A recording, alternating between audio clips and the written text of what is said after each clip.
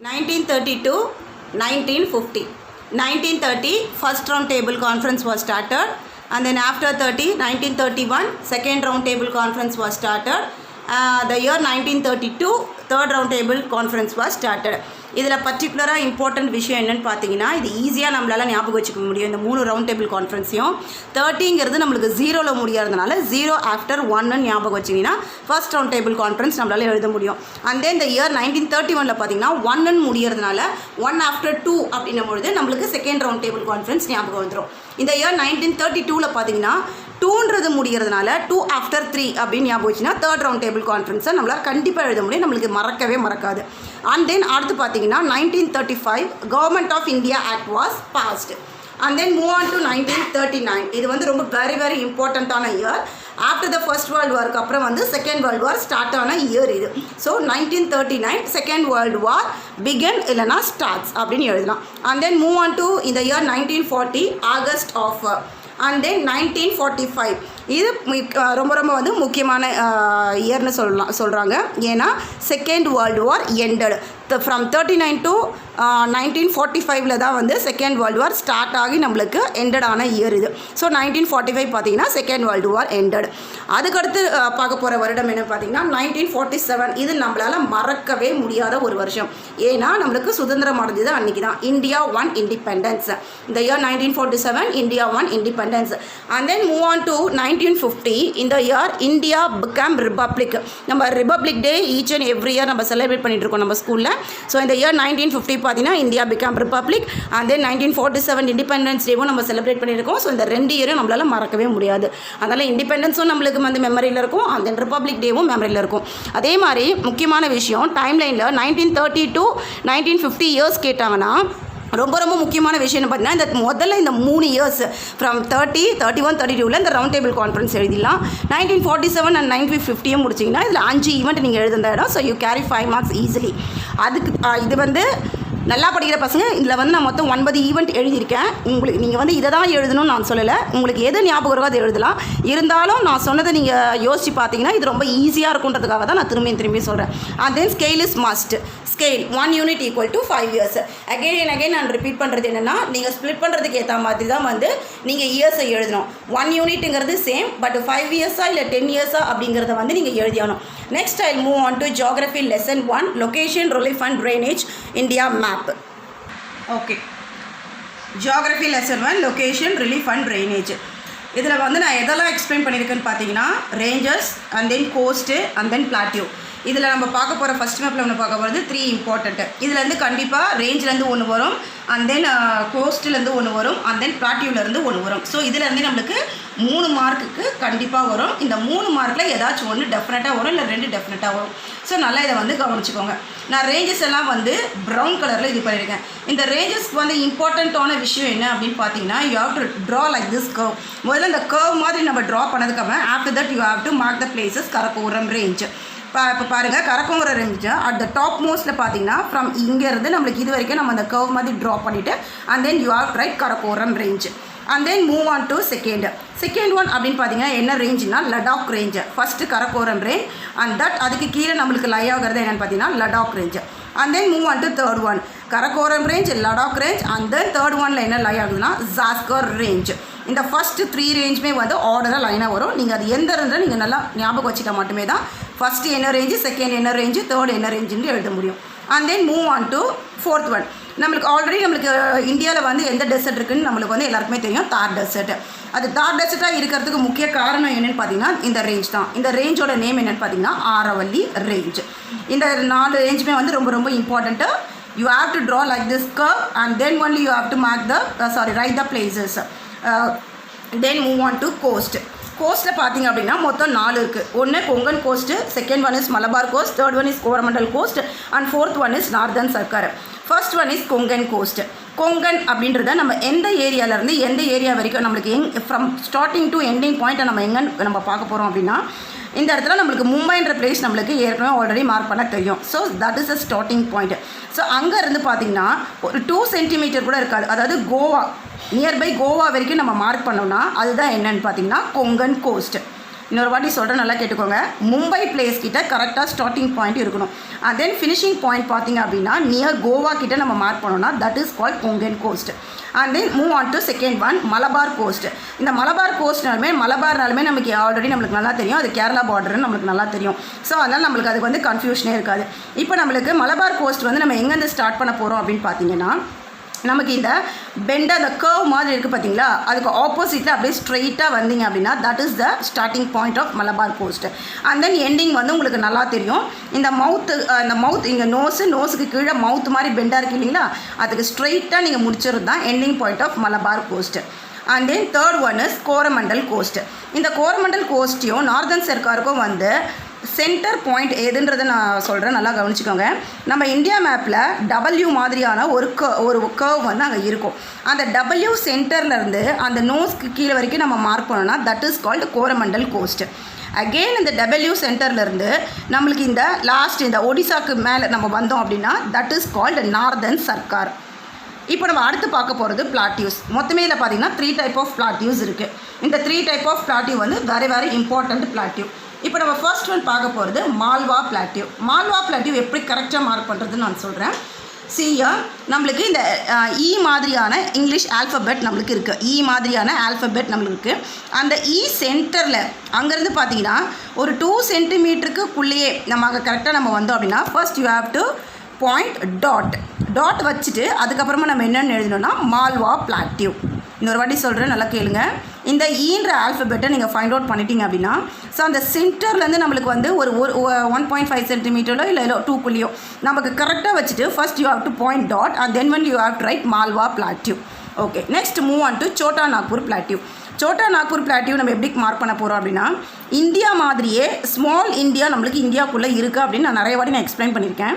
அந்த இந்தியாவை நீ ஃபைண்ட் அவுட் பண்ணிட்டீங்க அப்படின்னு சொன்னால் அந்த இந்தியாவுக்கு வெளியில் இங்கே பாருங்கள், இந்த லெசர் சிம்பிள் கிரேட்டர் சிம்பிள் நம்ம மேக்ஸில் யூஸ் பண்ணியிருக்கோம் இல்லைங்களா, அதுக்கு ஆப்போசிட்டில் கரெக்டாக நீங்கள் எழுதுறீங்க. அதாவது இங்கே ஆரோ மார்க் மாதிரி இருக்குது பாருங்கள், நான் ட்ரா பண்ணியிருக்கேன். ஆரோ மார்க் மாதிரி தெரியுதா, அந்த ஆரோ மார்க்குக்கு ஸ்ட்ரைட்டாக நீங்கள் இது பண்ணிங்கன்னா தட் இஸ் என்னது Chota Nagpur plateau. Okay, then move on to third one Deccan plateau. It's very important. பார்த்தீங்கன்னா ட்ரையாங்குலர் இன் ஷேப்பில் இருக்கும். அதுவும் பார்த்தீங்க அப்படின்னா டவுன்வேர்ட்ஸில் இருக்குது ட்ரையாங்கிள். நம்மலாம் மேக்ஸில் வந்து ட்ரையாங்கிள் வந்து இப்படி இருக்கும், நம்ம இப்படி ட்ரா பண்ணியிருப்போம். பட் இது வந்து என்னென்னா டவுன்வேர்ட்ஸ் நோக்கி இருக்கும். ஸோ தட் இது வந்து என்னென்னா இந்த மாதிரி ட்ரா பண்ணி நம்ம அதுக்குள்ளே என்னென்னு எழுதியிருக்கோம்னா டெக்கான் பிளாட்டியூன்னு எழுதியிருக்கோம். Okay, next I will move on to ghats and island. Okay, நம்மளுக்கு ஆல்ரெடி தார் டெசர்ட் வந்து நான் சொல்லியிருக்கேன். சாயிலில் நான் எக்ஸ்பிளைன் பண்ணியிருக்கேன். தார் டெசர்ட்டில் what type of soil is there அப்படின்னு பார்த்தீங்கன்னா ஆரிடன் டெசர்ட் சாயில். ஸோ இங்கே நம்ம இந்தியாவில் இருக்கக்கூடிய ஒரே ஒரு டெசர்ட் தார் டெசர்ட். ஸோ அது எல்லோயின்ஸ் கலரில் வந்து நான் வந்து எழுதியிருக்கேன். அண்ட் தென் பார்த்தீங்க அப்படின்னா காட்ஸ் கோஸ்டல். இப்போ கோஸ்டல்லையும் காட்ஸையும் நான் சொல்ல போகிறேன், நல்லா பாருங்கள். ஃபஸ்ட்டு கோஸ்டல் எழுதுறதா இருந்தாலும் சரி இல்லைனா காட்ஸ், இது ரெண்டுத்தில் எது நீங்கள் எழுதுறதா இருந்தாலும் first you have to draw like this border. நான் ட்ரா பண்ணியிருக்கேன் பாருங்கள், அந்த கோஸ்டலுக்கு அந்த ப்ளூ கலரில் நம்மளுக்கு இந்தியா மேப் தெரியுதுங்களா, அதுக்குள்ளே பார்த்தீங்கன்னா ரெட் கலரில் நான் ட்ரா பண்ணியிருக்கேன். ஸோ அந்த ரெட் கலர் லைனை நீ ட்ரா பண்ணதுக்கு அப்புறமா தான் you have to write coastal and ghats. Otherwise இது ரெண்டுமே வந்து நம்மளுக்கு ராங் ஆகிடும். நமக்கு வந்து மேப்பில் தான் இங்கே நம்மளுக்கு ஆல்ரெடி நம்மளுக்கு பார்டர் கொடுத்துருக்காங்களே, நம்மளும் இந்த மாதிரி நம்ம ட்ரா பண்ணி தான் எழுதணுமான்னா அது தப்பு. So you have to draw like this. இதே மாதிரி ஒரு லைன் நான் ரெட் கலரில் யூஸ் பண்ணியிருக்கேன். ட்ரா பண்ணிவிட்டு CR western coastal plain direction wise நம்ம எழுதுகிறோம். இது வெஸ்ட்டு, இது ஈஸ்ட்டு. ஸோ அதனால் இது வெஸ்டர்ன் கோஸ்டல் பிளெயின். இங்கே பாரு, க்ரீன் கலரில் நான் ஆரோ மார்க் வந்து அந்த ரெட் கலர் லைனுக்கு முன்னாடியே நான் ட்ரா பண்ணியிருக்கேன். That is western coastal plain. After that red colour லைனுக்கு அப்புறம் இன்டீரியராக நான் எழுதியிருக்கிறது வெஸ்டர்ன் காட்ஸ். மறந்துடாதீங்க, western ghats. And then move on to eastern coastal plain. அதே மாதிரி பார்த்தீங்கன்னா this side also I draw மைன்யூட்டாக வந்து நான் ஒரு பார்டர் ஒன்று ட்ரா பண்ணியிருக்கேன். அண்ட் தென் பாரு, year also green colour sketch use பண்ணியிருக்கேன். ஆரோ மார்க் யூஸ் பண்ணி ஈஸ்டர்ன் கோஸ்டல் பிளெயின் எழுதியிருக்கேன். And then after that red colour border தாண்டி உள்ள இன்டீரியராக வந்தேன்னா ஈஸ்டர்ன் காட்ஸ்ன்னு நான் எழுதியிருக்கேன். ஓகே, அண்ட் தென் நம்ம இந்தியாவில் பார்த்தீங்கன்னா மொத்தம் எத்தனை ஐலண்ட்ஸ் இருக்குது? There are name the 2 islands. One is Lakshadweep island, another one is Andaman Nicobar Island. So நம்ம என்ன பண்ணோம்னா ஆரஞ்சு கலரில் நான் மென்ஷன் பண்ணியிருக்கேன். You have to circle like this and then put on arrow mark and then you have to mark the place Lakshadweep Island and then move on to this island. You have to mark like this and then you have tried Andaman and Nicobar Island. அடுத்து பார்த்தீங்கன்னா இந்த small இந்தியாவுக்கு பக்கத்துலேயே நான் brown colour ஸ்கெட்சில் use பண்ணி சுந்தர் பன்ஸ்னு ஒன்று எழுதியிருக்கேன். அதை நீங்கள் வந்து என்ன பண்ணிங்கன்னா you have to put 1 dot. இங்கே பட்ஸ் மாதிரி இருக்குது பார்த்தீங்களா, இந்த பட்ஸுக்கு மேலே கொஞ்சம் டாப்பில் நம்ம வந்து டாட் வச்சுட்டு அதுக்கு மேலே நம்ம எழுத போகிறது தான் சுந்தர் பன்ஸ் அப்படின்றது. புரியுதுங்களா? Next I move on to rivers and lakes. This also very very important in geography lesson 1. Listen rivers and lake. அதாவது ஃபர்ஸ்ட் நான் 6 எழுதியிருக்கேன் பார்த்தீங்களா, இந்த ப்ளூ கலர் ஸ்கெட்சில் எழுதிக்கிறது லேக், அண்ட் தென் வந்து ஸ்கை ப்ளூ கலரில் எழுதிக்கிறது பார்த்தீங்கன்னா ரிவர்ஸ். ஓகேங்களா? இப்போ வந்து நான் என்ன எக்ஸ்பிளைன் பண்ண போகிறேன் அப்படின்னா ஃபர்ஸ்ட் ரிவர்ஸை தான் நான் எக்ஸ்பிளைன் பண்ண போகிறேன். உங்களுக்கு நல்லாவே தெரியும் டேரக்ஷனு நார்த்து சவுத்து வெஸ்ட்டு ஈஸ்ட்டுங்கிறது நான் அடிக்கடிக்கு சொல்லியிருக்கேன். இப்போ வந்து what are the west flowing rivers in India அப்படின்னு கேட்டாங்கன்னா ஃபர்ஸ்ட் யூ ஹேவ் டு நம்ம இந்த வெஸ்ட் ஃப்ளோவிங் ரிவர்ஸை நம்ம பார்க்க போகிறோம். இங்கே பாரு 1 2 3 4னு நான் மென்ஷன் பண்ணியிருக்கேன். அதாவது இங்கே நர்மதாத்தை பற்றியும் உனக்கு ஆல்ரெடி நல்லாவே தெரியும். ஷபர்பதி அண்ட் மகின்றது தான் நிறைய பேர் வந்து மறந்துடுவீங்க. Suppose maybe asking 2 marks question means it will be useful for you. அதனால தான் நான் இன்னொரு வாட்டி நான் மென்ஷன் பண்ணுறேன். Name the west flowing rivers in India அப்படின்னு கேட்டாங்கன்னா இந்த 4 எழுதினாலுமே ஆப்டான answer you will get 2 marks. இங்கே பார் ஃபர்ஸ்ட் ஒன் அப்படின்னு பார்த்தீங்கன்னா ஷபர்மதி. ரொம்ப ஈஸி. இங்கே பாருங்கள், இந்த இந்த ஆல்ஃபபெட் முடிகிற இடத்துல இங்கே பட்ஸ் மாதிரி ஆரம்பிக்குது. So first one Sabarmati, and then கொஞ்சம் லிட்டில் டவுனில் நீங்கள் பார்த்தீங்கன்னா செகண்ட் ஃப்ளோவிங் ஆகிற river Mahi, and then third நீ ஸ்ட்ரைட்டாக வருது வந்து Narmada, and then little move பண்ணிங்க அப்படின்னா ஃப்ளோ ஆகிற ரிவர் தப்பதி.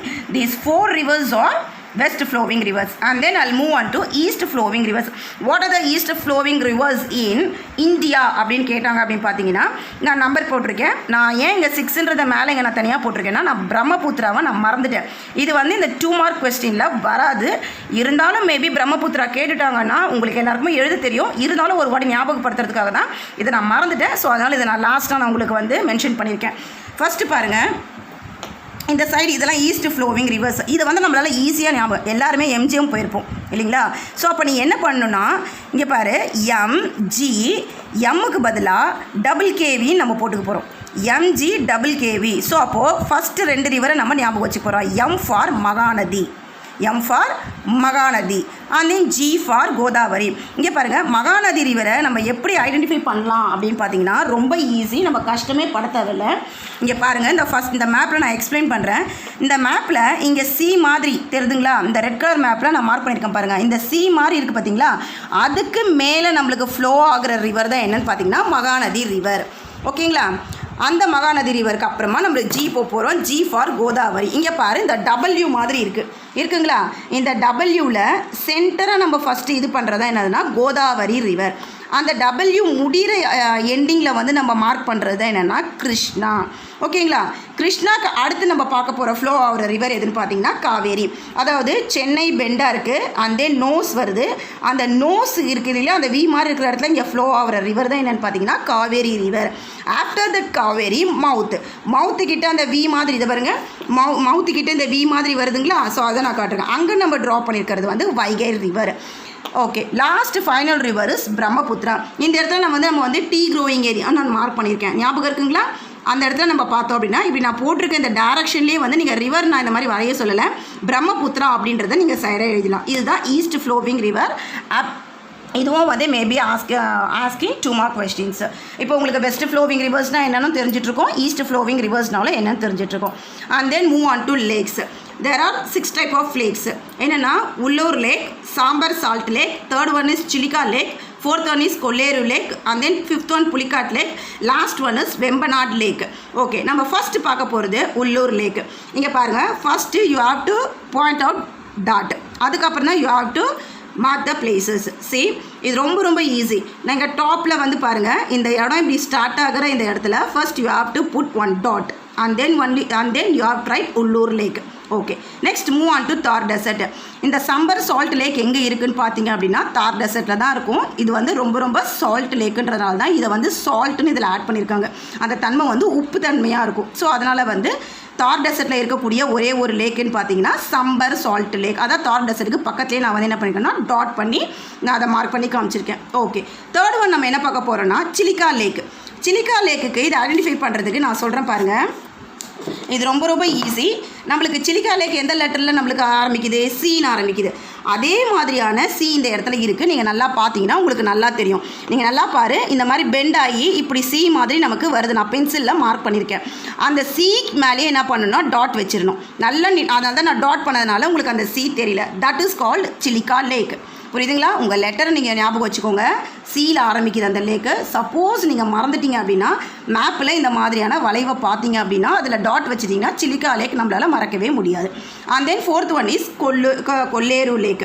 கொல்லூரி லேக் நம்ம எங்கே மார்க் பண்ண போகிறோம்னா இந்த W ஸ்டார்ட் ஆகிற இடத்துல. இங்கே பாரு, இந்த W இங்கே ஸ்டார்ட் ஆகிற இடத்துல நம்ம நல்லா டாட் வச்சுட்டு என்ன பண்ணணும்னா ஆரோ மார்க் யூஸ் பண்ணி கொல்லேரு லேக்கு நம்ம எழுத போகிறோம். அண்ட் தென் ஃபிஃப்த் ஒன் என்னென்னு பார்த்தீங்கன்னா வெம்பநாடு லேக். இது நம்ம எப்படி ஐடென்டிஃபை பண்ண போகிறோம் அப்படின்னா புலி. ஓகேவா? புலி கேட். ஓகேவா? புலி கேட் லேக்குன்னு சொல்கிறாங்க. அப்போது புலியாக இருந்தாலும் கேட்டாக இருந்தாலும் என்னென்னா வால் இருக்கும். இங்கே பாரு, இந்த W ஆரம்பித்து இப்படி முடிகிற இடம் இது வால் மாதிரி நமக்கு தெரியுதா? நமக்கு இது இந்த பெண்டிங்கை முடிகிற இடத்துலையும் இந்த W ஆரம்பித்து முடிய அந்த சென்டர் பிளேஸ்லேயும் வந்து நான் டாட் வச்சுருக்கேன். நல்லா பாரு, இன்னொரு வாட்டி இந்த மேப்பில் நான் எக்ஸ்பிளைன் பண்ணுறேன். நம்மளுக்கு வந்து புலி கேட்டு இந்த ரெண்டுத்துக்குமே என்ன இருக்குன்னா எல்லாருக்குமே தெரியும் வால் இருக்குன்னு. இங்கே நல்லா பாரு, இந்த Wவில் இப்படி இந்த முடிகிற இடத்துலேருந்து இப்படி ஆரம்பித்து இந்த இடம் வரைக்கும் நம்மளுக்கு இந்த வால் மாதிரி நம்மளுக்கு இங்கே வந்துருச்சிங்களா? நல்லா நான் டார்க் பண்ணி காட்டுறேன் பாருங்கள். அந்த வால் மாதிரி முடிகிற இடத்துல நல்லா உள்ளார வைக்கணும். கோஸ்ட்டில் வைக்கக்கூடாது. உள்ளுக்க டாட் வச்சுட்டிங்கன்னா that is called Pulicat lake. Last lake is Vembanad lake. இந்த வெம்பநாடு லேக் வந்து எங்கே சிச்சுவேட்டட் ஆகிருக்குன்னா கேரளாலேயே இருக்கக்கூடிய லார்ஜஸ்ட் லேக்குன்னு பார்த்தீங்கன்னா வெம்பநாடு லேக்கு தான். அப்போ நம்ம எங்கே போகிறோன்னா கேரளா பார்டர்கிட்ட போகிறோம். இது நம்ம எதுக்கு ஸ்ட்ரைட்டாக நம்ம மார்க் பண்ணியிருக்கோன்னா ஆஸ் யூஷுவல் நோஸ். இங்கே பாரு, இந்த நோஸ் கிட்ட ஆப்போசிட்டில் நம்ம நம்பர் லைன்ஸ் போட்டு காட்டுறோம் பாருங்கள். அந்த நோஸ்க்கு ஆப்போசிட்டில் நம்ம வந்து என்ன பண்ணுறோன்னா டாட் வைக்கிறோம். அதாவது வெளியிலையும் போல் உள்ளுக்குள்ளேயும் நான் ரொம்ப சென்டராகவும் நான் வைக்கல, பார்டராக நான் வச்சுருக்கேன். ஆனால் மைன்யூட்டாக நான் கொஞ்சம் கேப் விட்டுருக்கேன். நல்லா பாருங்கள், அந்த இடத்துல டாட் வச்சிங்கன்னா that is called Vembanad lake. இந்த கண்டிப்பாக இதிலருந்தும் வந்து லேக்கும் வரும், ரிவர்ஸும் வரும். இதில் நான் வந்து லேக் பற்றின ஆன்சரும் நான் வந்து எக்ஸ்பிளைன் பண்ணியிருக்கேன். வெஸ்ட் ஃப்ளோவிங் ரிவர்ஸ் ஷார்ட் ஆன்சரும் நான் சொல்லியிருக்கேன். ஈஸ்ட் ஃப்ளோவிங் ரிவர்ஸ் ஷார்ட் ஆன்சரும் நான் சொல்லியிருக்கேன். ஸோ இதை யூஸ் பண்ணிக்கோங்க. இந்த வீடியோவை பார்த்தீங்க அப்படின்னா உங்களுக்கு மறந்ததெல்லாம் கூட திருப்பி ஞாபகத்துக்கு வரும். தேங்க்யூ.